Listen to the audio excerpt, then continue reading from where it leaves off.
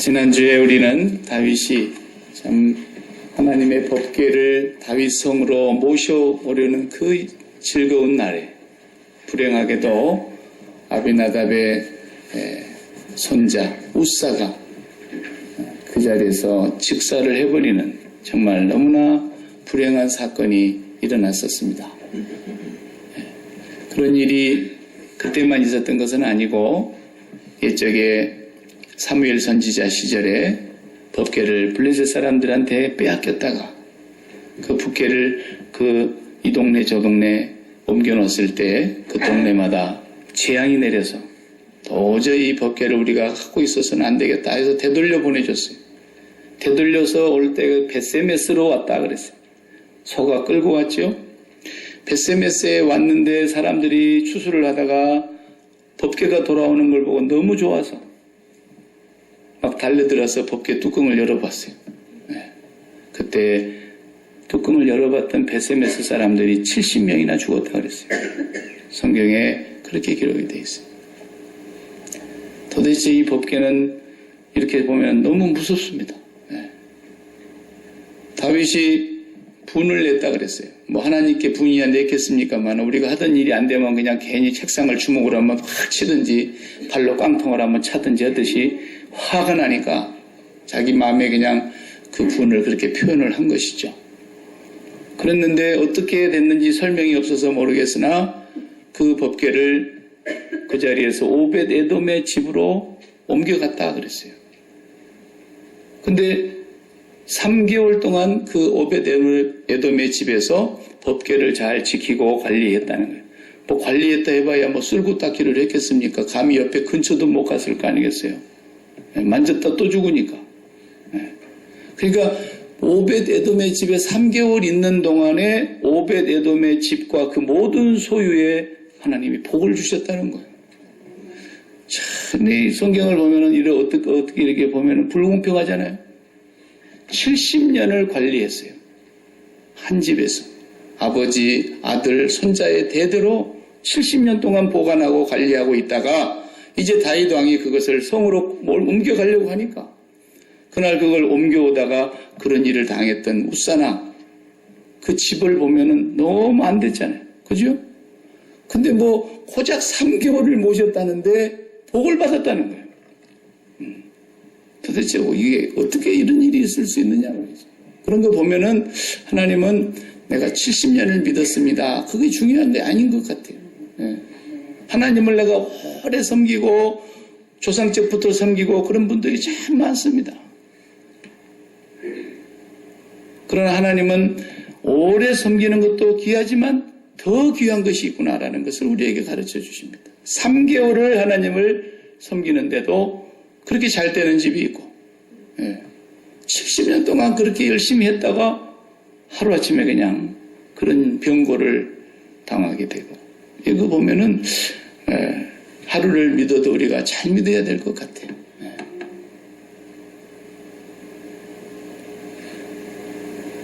다윗이 오늘 우리 읽은 본문 지난주에 봤던 내용 중에 10절과 11절 보면은 그 얘기가 그렇게 기록이 되어 있어요. 그러니까 그 소식을 듣고서 좋아가지고 이제 모셔도 되는가 보다. 그래서 다윗이 기뻐가지고 이제 모시고 다시 다윗성으로 그 법궤를 옮기는 일을 재차합니다. 여기 자세하게 나오질 않았지만 뒤로 넘어가서 또 역대상, 에스라 선지자가 기록한 이 역대상을 보면은 거기에 다윗의 일생이 또 쫙 나오잖아요. 다윗이 왜 이런 일이 벌어졌는가를 3개월 동안 조사 안 했겠어요? 철저하게 조사했다고요. 원인을 알게 된 거예요. 민수기 4장 15절을 보면은 고핫 자손, 아론의 제사장 집안에 아론이 레위 지파 사람 아닙니까? 레위 지파 사람 아론의 후손 가운데 세 아들이 나오는데 고핫, 무라리, 게르솜 이렇게 세 아들이 또 집안이 퍼져나가는데 그 집안 중에서도 고핫 자손의 후손들이 법궤는 담당해요. 법궤를 몸으로 매는 게 아니고 법궤를 만들 때 내 기퉁에다가 고리를 걸어서 길다란 장대를 그 고리에 끼워가지고 네 사람이 이렇게 메고 가는 거예요. 옛날 임금님 가마 메고 가듯이. 그렇게 반드시 제사장이 메고 옮겨야 된다고 하는 그런 것들 다 조사를 해봤어요. 다윗이 크게 실수했다는 걸 알았죠. 그리고 당대에 자기 옆에 있던 제사장들을 다 불렀어요. 그리고 레위 사람들 지도자들을 다 모았어요. 그 이름이 역대상에는 다 나옵니다. 이름 한 사람 한 사람 나오는데 총 몇 명이 모였냐면 852명이 모였어요. 레위 집안의 자손들만 말해요. 그리고 제사장 대표 사독이라는 분이 제사장이었습니다. 또 아비아달이라는 분이 제사장이었습니다. 제사장 두 사람을 부릅니다. 그리고 레위 집안의 자손들 가운데 가장 위에 있는 어른들을 다 불러 모으니까 852명이었습니다. 이분들에게 자기가 잘못했다는 걸 다 얘기합니다. 우리가 하나님의 규례를 어겼습니다. 여호와께서 명령한 말씀대로 하지 않았습니다. 그래서 이런 일이 벌어졌던 것을 우리가 압니다. 이제 여러분들께서 몸을 성결하게 하시고 하나님 말씀대로 이 궤를 옮길 준비를 하시기 바랍니다. 그래가지고 철저한 준비를 하는 거예요. 그래도 겁나잖아요. 그래도 겁나요. 얼마나 진지하게 하든지 오늘 우리가 보니까 꼭 어떤 사람들은 이상한 일만 생기면 한 걸음 가고 땅에 자빠져 갖고 땅에다 입 맞추고 이렇게 절하고 이런 거 있대요. 네. 그런 귀신 같은 것도 말고 진짜 다윗은 6걸음 제사장들 레위 자손들이 궤를 메고 6걸음을 가니까 멈추고 다윗이 거기서 하나님 앞에 번제와 화목제를 드리고 속죄제를 드리고 그렇게 했다고 기록하고 있어요. 얼마나 진지하고 신중하며 얼마나 온 힘을 다했는가를 알 수 있어요. 근데 참 우리가 이게 보면은요, 오늘 본문을 보면서 법궤를 모시고자 하는 그 다윗의 마음이 어떠한가를 알 수 있으며 우리가 그런 마음을 배워야 된다는 것을 지금 얘기하고 있는 거예요. 법궤는 우리 사람의 마음의 모형입니다. 이제는 우리의 몸은 성령으로 말미암아 하나님의 성전이라 그랬어요. 그래서 우리 몸의 마음의 성전을 하나님이 허락해 주셨는데 이 성전 안에 우리가 하나님을 모시는 거예요. 하나님의 말씀을 모시는 것이고 우리가 하나님의 성령을 모시고 사는 사람들이에요. 그러니까 다윗이 구약시대로 말하자면 법궤를 모시고자 하는 그것은 단순히 그게 나무 상자인데 아카시아 나무로 만들어서 하나님이 만들어라는 규격대로 만들어서 겉은 전부 금으로 싼 건데 단순히 그것이 어떤 함이 아니고 하나님은 약속하셨습니다. 만유의 하나님이십니다. 만물을 지으신 온 우주를 창조하신 하나님이십니다. 그분이 거하시는 곳이 분명히 있습니다. 우리는 그곳을 천국이라고 말합니다. 그리고 그 하나님께서 이 세상에 그분이 지으신 곳에 아니 계신 곳이 없고 하나님의 능력과 위엄과 권능이 미치지 않는 곳이 온 우주 안에 없습니다. 모든 것은 예수님 말씀대로 저가 명함의 지음을 받았다 그랬어요. 하나도 그분이 없이는 지음받은 것이 없다 그랬어요. 그런데 하나님은 모든 곳에 당신의 영광과 위엄이 나타나 있지만 유일하게 내가 거기에 임재해서 함께 있겠다라고 장소한 것은 왕이 사는 궁궐도 아니고 대통령 사는 대통령궁도 아니고 관광 가서 천국 같다 이렇게 오염이 안 된 아름다운 곳이 있을까 할 정도로 아름다운 곳이라도 하나님 거기 임재하지 않으십니다. 오직 하나님은 이 법궤 위에 양편 뚜껑 위에 천사가 날개를 펴고 법궤 뚜껑 위를 바라다보고 있지 않습니까? 바로 그 양 천사 사이에 법궤 뚜껑 거기를 속죄소라고 하는데 거기에 내가 너와 만나리라 그랬어요. 창세 이후에 하나님이 임재하신 장소는 그 한 곳뿐이에요. 그 자리에 임재하여 계시는 그 하나님을 모시는 마음이 법궤를 모시는 자세에서 지금 나오고 있는 거예요. 우리가 하나님을 이제는 구약시대처럼 모시는 것이 아니지만 구약시대와 같은 그런 제사를 드리는 건 아니지만 그 모시는 마음의 태도와 자세는 똑같아야 된다는 거예요. 다윗이 지금 그것을 이제 오늘 본문을 통해서 모든 백성들 앞에 보여주고 있고 오늘 우리들에게까지 교훈하고 있는 거예요. 하나님을 잘 모셔야 된다는 것입니다. 그것을 오늘 본문에서 우리가 하나씩 살펴보겠는데요. 먼저 베레스 우사라라는 이 이름이 우사를 하나님이 치셨다라는 거죠. 우사와 충돌하셨다. 하나님하고 충돌해가지고 누가 깨지겠어요? 당연히 하나님이 안 깨지시죠. 네. 우사가 깨졌습니다. 하나님이 우사를 치셨다 그랬어요. 우사는 70년 동안 법궤를 모셨지만 그는 하나님의 말씀과 전혀 상관이 없이 행하였기 때문에 70년 아니라 700년을 했더라도 안 되는 것은 안 되는 거다라는 거죠. 하나님께서. 우리가 하나님을 섬기는 것에 있어서 얼마나 정중하고 얼마나 진지하고 얼마나 간절하게 하나님을 섬겨야 하는가를 말씀해주고 있습니다. 나는 이 오벳 에돔의 집을 또 들여다보면은요, 3개월 동안 그 집에 법궤가 있었는데 숨을 제대로 쉴 수나 있었을까 이런 생각이 들더라고요. 가만히 본문을 묵상하다가 보니까 그렇지 않겠습니까? 그 즐거운 날에 그냥 우사가 즉사를 했습니다. 법궤를 만지고. 그 어떻게 법궤를 또 거기다가 들여다 놨는가도 모르겠어요. 들여다 난 사람들 또 안 죽으라고 어떻게. 예. 하여튼 막 법궤를 만지기를 다 두려워했을 것이고 얼마나 긴장이 됐을 텐데 우리가 그러잖아요. 살다 보면은 아주 우리가 정말 우리 집에 한번 모시고 싶은 사람 정말 그분이 한번 왔으면 좋겠다. 그런 분들 있잖아요. 존경하는 분들. 네. 박 목사 말고 네? 정말 내가 한국에서 그분이 오신다 그러면 우리 집에 꼭 모시고 싶다. 호텔보다도 더. 네? 그분이 딱 부부가 와 계시면요. 평소에 싸우던 사람들도 안 싸웁니다. 그리고 막 여보 그리고 아주 친절하게 해요. 사람 앞에서도 그런다고요. 사람 앞에서도. 그리고 애들이 막 쿵쿵쿵쿵 뛰면 이러고요. 온 집안이 그냥 고요한 거예요. 사람이 한 사람이 와도. 그런데 우사가 맞아 죽었어요. 그 자리에서 그냥 꼬꾸라졌어요. 근데 이걸 집에다 모셔다 놨는데 숨을 쉬어요. 밥을 먹으려 해도 그쪽에 신경 쓰이고. 집을 비워놓고 나가려고 해도 혼자 놔두고 나간다고 하나님이 또 화내실까 봐서 또 그냥 어떻게 해야 될 줄을 모를까.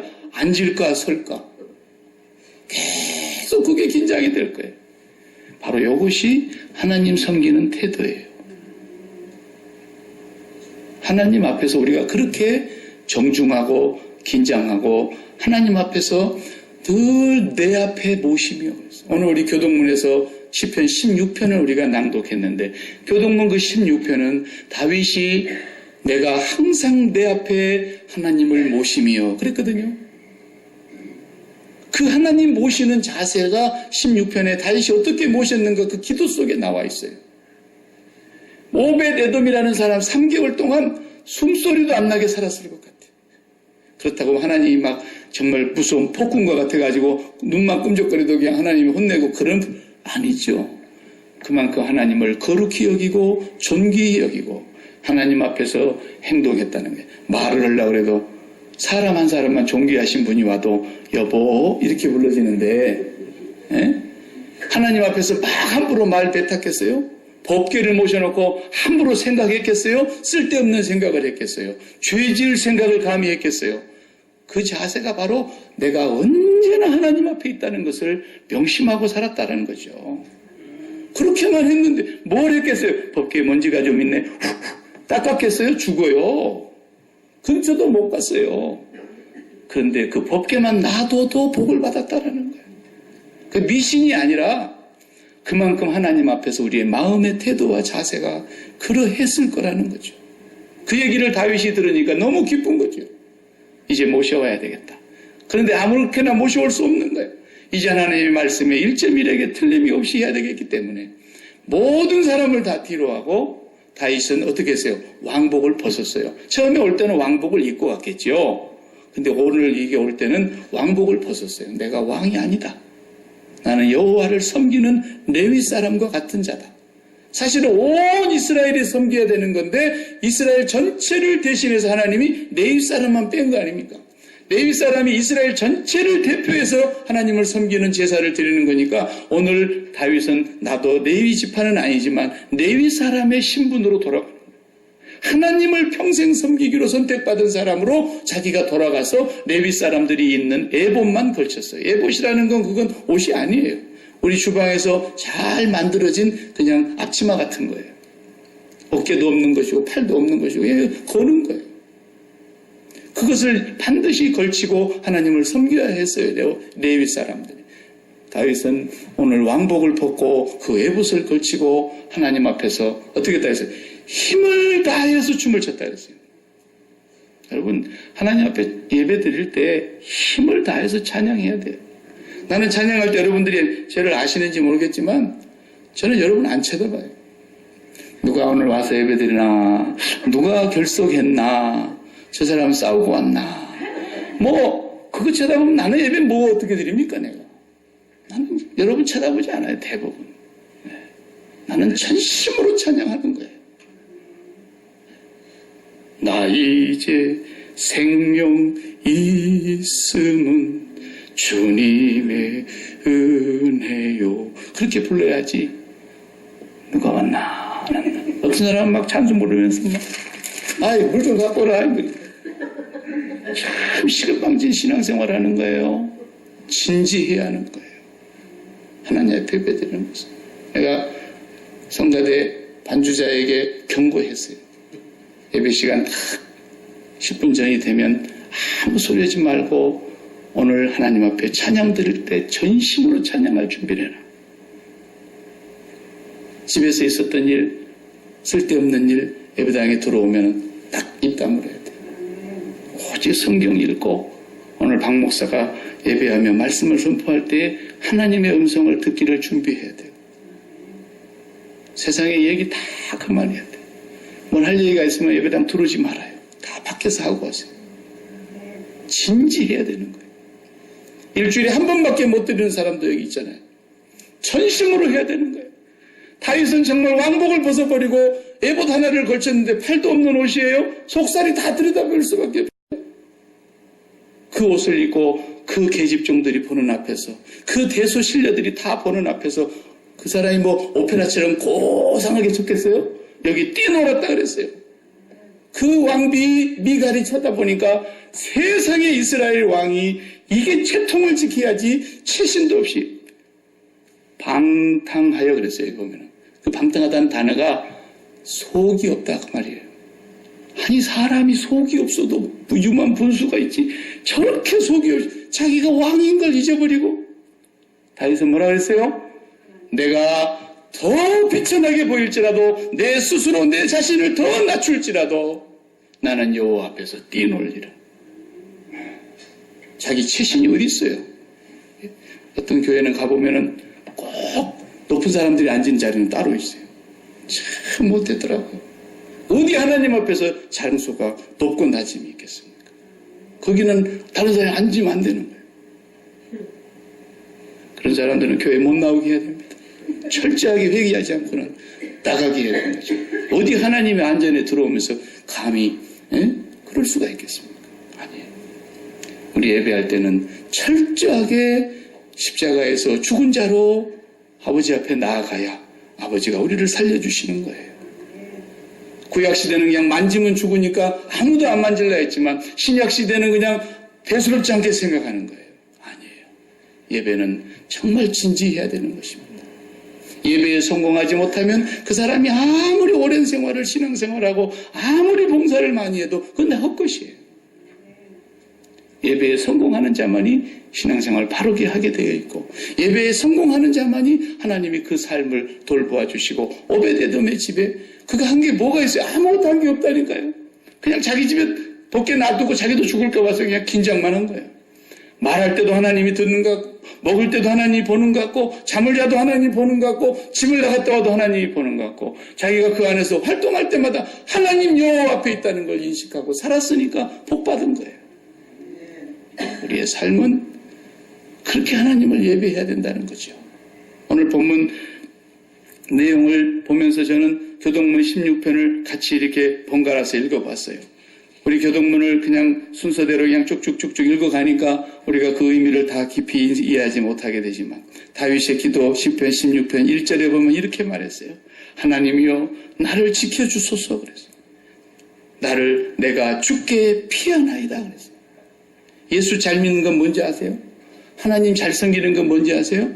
피난을 잘 가야 돼요.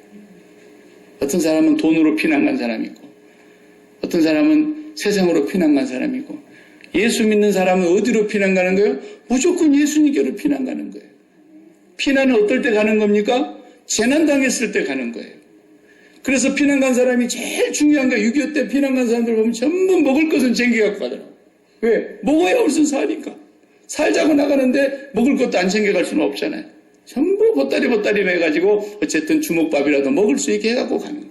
너무 급하면 그것도 못 갖고 나가는 거예요. 쓰나미가 밀고 오는데 어디 뭐 금고 들고 날 시간이 어디 있어요. 그냥 몸뚱아리만 빠져나오는 거예요. 왜? 가장 소중한 것 갖고 피난하는 거거든요. 예수 믿는 사람은 어디로 피난하는 것입니까? 내 가장 소중한 곳으로 피난하는데 다윗은 여호와여 내가 주님께 피난합니다 그랬어요. 이게 위대한 겁니다. 피난은 우리가 재난을 당할 때 피난하는 것이고 가장 소중한 것을 빼앗기지 않기 위해서 그것을 안고 피난하는 것입니다. 마지막 제일 소중한 것인데 목숨이기 때문에 금덩어리는 못 들고 나와도 몸이라도 빠져나오는 것입니다. 우리의 최고 소중한 것을 빼앗겨서는 안 되는데 성경은 우리에게 최고 소중한 것이 돈도 아니요 목숨도 아니요 마음이라 그랬잖아요. 마음. 잠언 4장 23절을 보면은 무릇 지킬 만한 것이 많이 있나니 그 중에 뭘 지키라고요? 네 마음을 지키라. 생명의 근원이 거기서 나온다 그랬어요. 마음 지켜야 되는 거예요. 우리 마음을 전부 어디에 빼앗기는 겁니까? 세상 일에 빼앗깁니다. 자식한테 빼앗깁니다. 돈 문제에 빼앗깁니다. 건강 문제에 빼앗깁니다. 미모 관리하는 데 빼앗깁니다. 사업하는 데 다 마음을 빼앗기는 것은 이것이 바로 하나님 앞에 피난 가지 않는 거예요. 우리는 자식이 내 마음을 빼앗아 가려고 할 때 십자가를 붙잡고 자식에 대해서 죽고 돈 문제가 나를 빼앗아 내 마음을 흔들 때에 돈 문제에 대해서도 죽은 자임을 고백하고 자식 문제, 사업 문제, 건강의 문제, 질병의 문제 어떤 문제가 내 마음을 빼앗을까 두려워하며 내 마음을 지키기 위해서 여호와께 달려가야 된다는 거죠. 그게 하나님 제일 잘 섬기는 거예요. 그러니까 다윗이 그 어려움 속에서 뭐라고 기도합니까? 내가 주께 피난 갑니다. 그랬어요. 2절에도 보면은 내가 여호와께 아뢰되 주는 나의 주님이시오니 주 밖에는 나의 복이 없나이다 하였나이다 그랬어요. 주여 복을 주시옵소서가 아니고 주님 밖에는 내 복이 없습니다 그랬다고요. 하나님 섬기는 사람들은 뭔가 기도도 달라요. 기도도. 뭐가 복인지를 모르는 거예요. 주 밖에는 나의 복이 없습니다.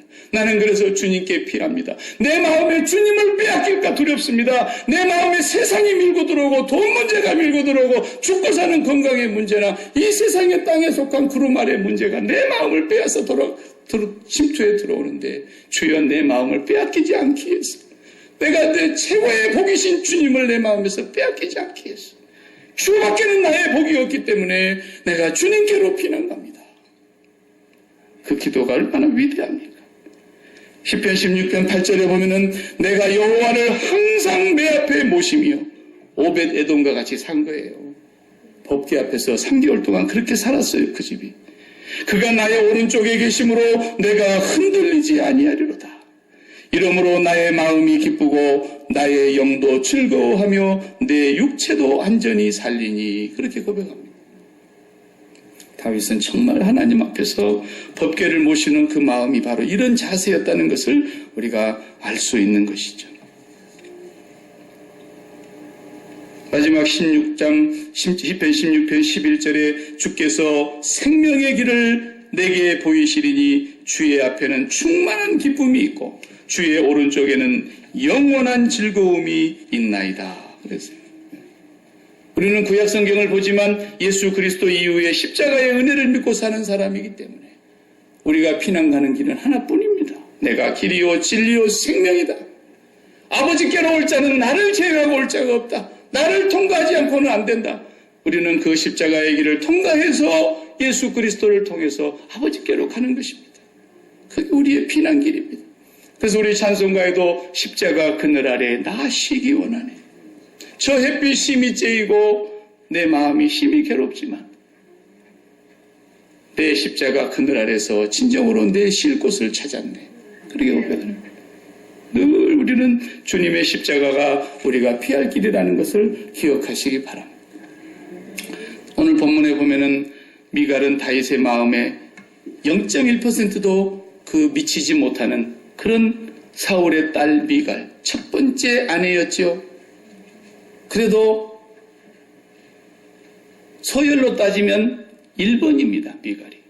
자기를 죽이려고 했던 그 장인어른 사울이 그토록 미웠을 텐데 나중에 사울이 죽고 이스라엘의 왕이 될 때 뭐라 그럽니까? 제일 먼저 찾은 게 누구예요? 미갈 데리고 오라 그랬어요. 미갈은 이미 딴 남자 만나고 잘 살고 있는데 데리고 오라 그랬어요. 그게 그 남편이 울고 따라오고 질질질 짜고 따라오니까 요압 장군이 집에 가 있어. 안 죽으려면. 그리고 그냥 다윗에게로 가지 않습니까? 다윗이 그 여인을 그렇게 찾았다라는 거예요. 그리고 원수의 딸이지만 내 첫 번째 아내니까. 그래도 왕궁으로 데리고 들어가고 싶어서 미갈을 데리고 가서 왕궁에서 같이 사는데 미갈은 다윗의 마음을 손끝만도 모르는 거예요. 오늘날 이스라엘의 존귀하신 왕이 어찌 저렇게 염치 없고 방탕한지, 이렇게 어찌 저렇게 소갈머리가 없는지. 하나님 섬긴 데는 체면이 없는 거예요. 무슨 체면을 하나님 앞에서 우리가 저리겠어요. 내가 지위가 높으면은 하나님 앞에 그냥 너무 점잖 떠느라고, 아유, 예수를 믿어도 좀 점잖게 믿지만은 저렇게 초라히 방정을 떨게 믿을까? 그렇게 사는 사람도 있어요. 이게 점잖하다고 해서 예수 잘 믿는 게 아닙니다. 라로리를 뽑아가지고 당첨이 됐는데 200만 불 됐더라 그러면은 그렇게 됐어? 200만 불이야? 이런 사람 봤어요? 난 그런 사람 찾습니다. 와, 200만 불 이럴 거 아닙니까? 그러다가 심장마비로 죽은 사람도 있어요. 하나님 앞에서 우리가 그렇게 깜짝 놀라고 하나님 앞에 그렇게 감격하면서 찬양할 수 있으면 아유, 좀 점잖게 예수를 믿어야지. 저게 뭐야? 아니에요. 하나님 앞에서는 우리가 소갈머리 없어야 돼요.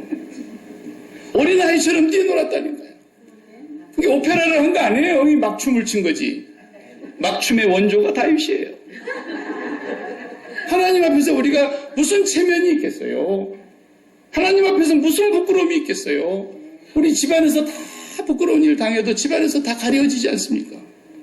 남편이 좀 부끄러운 일 해도 집안에서는 다 가려져요.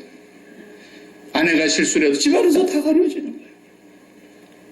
예수 믿는 사람들끼리 우리 좀 부끄러운 일 해도 다 가려지는 게 예수 믿는 사람이에요. 하나님이 다 가려주셨는데. 그렇기 때문에 우리 하나님 섬길 때 우리가 정말 마음의 표현을 잘해야 됩니다. 전심으로 하나님을 사랑하고 찬송하다가 손을 이렇게 들고 싶으면 뭐 들면 되는 거지. 아유, 저 사람 왜 저렇게 점점 저렇게 손을 들고 저리 난리야. 그럴 필요가 뭐 있어요. 은혜 받으면 손이 올라갈 수 있는, 손을 높이 들고 주를 찬양 그렇잖아요. 손을 높이 들고 찬양하는 것도 하나님 앞에 아름다워. 너희는 기도의 손을 높이 들으라 그랬잖아요. 하나님을 전심으로 향한다는 내 몸의 춤이란 말이에요. 어떻게 해도 괜찮아요. 예수 믿는 사람. 마음의 근본이 하나님을 사랑하느냐는 거죠. 그래서 우리가 법궤를 모셨던 오벳에돔의 태도나 다윗의 왕의 그 태도, 왕복을 벗어버리는 거죠. 나는 내 직업이 하나님 모시는 거다. 내가 다른 사람들 앞에 좀 추하게 보이고 채신머리 없이 보일지라도, 아니 내 스스로 내가 더 낮아질지라도 나는 여호와 앞에서 뛰놀리라. 그런 마음으로 하나님을 전심으로 사랑하는, 하나님을 항상 모시고 살았던 사람입니다. 6걸음을 뛰고 하나님 앞에 또 제사를 드립니다. 이 제사를 드렸다는 것은 바로 이제 내가 하나님 앞에 죄인이기 때문에 나는 감히 하나님을 모실 수도 없는 사람인데 그 짐승의 피를 가지고 자기의 속죄의 제사를 드리고 자기를 죽이는 번제의 제사를 드리고 하나님과 화목하기 위해서 화목 제사를 드리면서 나아갔던 그 다윗, 오늘 우리가 그 모든 제사의 총화가 예수 그리스도의 십자가에서 완성이 됐기 때문에 오늘 또 우리는 그 십자가 앞에서 나도 주님 앞에 제물이 돼요. 하나님을 만나는 거예요.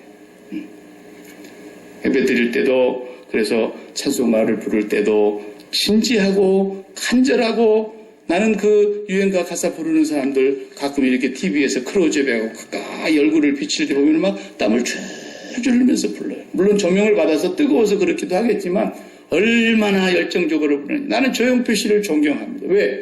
그분이 노래할 때를 보면은 자기의 혼신의 힘을 다해서 영혼을 다해서 부르더라고요.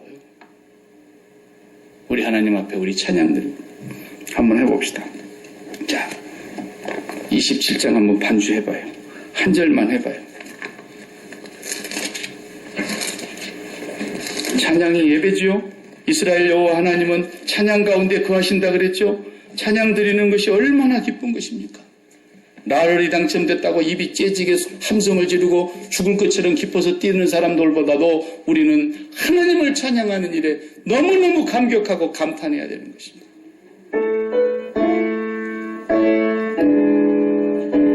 나 이제 생명 있으면 나 이제 생명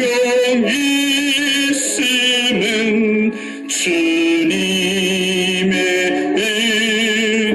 은혜요 저 사망 권세 이기는 큰 기쁨 넘치네 큰 기쁨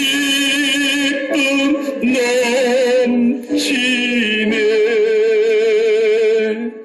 아멘. 기도하겠습니다. 하나님, 다윗이 법궤를 모시다가 큰 실수를 하고 넘어졌다가 다시 일어설 수 있게 하신 이 귀한 말씀을 보면서 그의 생애 가운데 하나님을 얼마만큼 정중히 모셔야 하고 진실되이 모셔야 하고 전심으로 모셔야 하는가를 우리가 오늘 또 그를 통해서 교훈을 받습니다.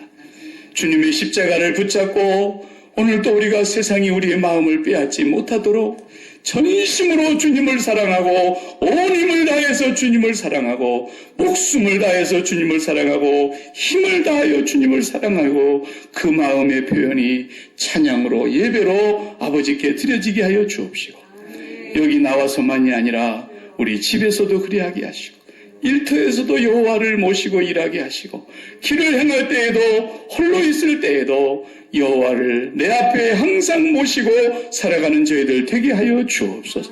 오베데돔의 집에 복을 내리신 것 같이 아버지 다윗의 집안에 복을 내린 것 같이 우리 아버지 하나님이 우리의 최고의 복이 되는 은혜를 허락하여 주시옵소서. 예수님의 이름으로 기도하옵나이다. 아멘.